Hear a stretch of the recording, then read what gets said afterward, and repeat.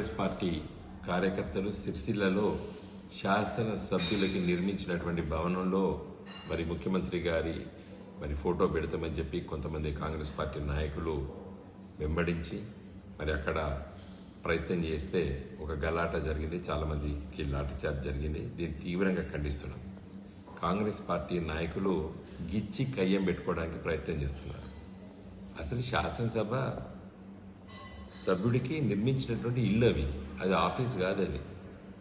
కాబట్టి ఇంట్లో మరి ఫోటోలు పెట్టుకోవడం అనేది అయితే నాకు అర్థం కావడం లేదు. కాబట్టి గిచ్చి కయ్యం పెట్టుకోవడానికి కాంగ్రెస్ పార్టీ కార్యకర్తలు ప్రయత్నం చేస్తున్నారు. తీవ్రంగా ఖండిస్తున్నాం.